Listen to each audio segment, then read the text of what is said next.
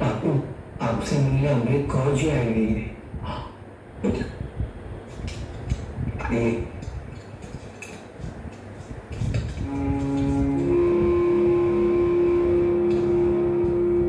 शाम को माउंटबेटन योजना पर दस्तखत कर दिए गए हैं।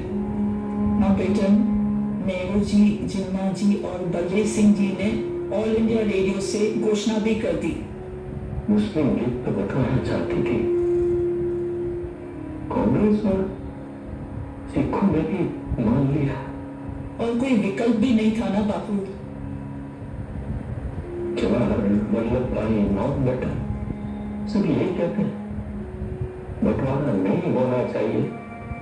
ऐसा कहने वाला मैं अकेला ही हूं शायद। मैं फिर से कहता हूं, हिंद का बंटवारा देश का नुकसान करवा के रहेगा। कांग्रेस कैबिनेट ने भी तो इसे मंजूरी दी है। 150 साल पुरानी गुलामी का अंत हो रहा है, ये सोचकर मैं खुश था। लेकिन देश के जो हालात बन गए हैं, हमारी आजादी लंबे समय तक टिकेगी ये मैं नहीं मान सकता। इस बंटवारे में देश के अनिष्ट के सिवा मैं और कुछ नहीं देख पा रहा। ये सब कुछ मुस्लिम लीग की वजह से हो रहा है। जिन्ना की जिद। तुम लोग मुस्लिम लीग को दोष दे रहे हो और मुसलमान कांग्रेस को। सबको अपना अपना मंतव्य रखने का अधिकार है। अब जब बंटवारा हो ही रहा है तो हमें पंचायती राज की दृष्टि से सोचना चाहिए। मैं समझी नहीं बापू। जवाहर को मैंने बिना ताज का राजा कहा था। इस देश के सच्चे राजकर्ता तो करोड़ों मेहनत मजदूरी करने वाले लोग ही हैं। बाप सब कांग्रेसी नेताओं ने विभाजन का निर्णय ले ही लिया है, तो लोगों की जिम्मेवारी है कि हमारी इस आजादी को बनाए रखे और देश की उन्नति के प्रयास में जुट जाए। महासमिति चाहे तो विभाजन के इस प्रस्ताव का विरोध कर सकती है। हालांकि आप सबको ये याद रखना चाहिए कि हमारे ही कांग्रेस के प्रतिनिधियों ने इस प्रस्ताव का स्वीकार किया है। मैं विभाजन का सबसे बड़ा विरोधी रहा हूं, पर हमारा ये फर्ज बनता है कि हम हमारे अपने नेताओं के साथ खड़े रहें। अगर हमारे विरोध के चलते इन्होंने इस्तीफा दे दिया तो क्या हमारे पास ऐसे दूसरे निष्ठावान और सक्षम नेता है?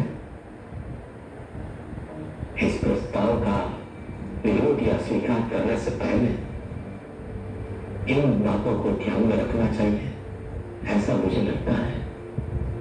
हम लोगों पर आरोप है कि हमने डर के मारे ये फैसला लिया है कि लोग मर गए हैं, विधवाएं विलाप कर रही हैं, बच्चे अनाथ हो गए हैं, घर जल गए हैं, इसलिए हमने ये फैसला नहीं लिया है।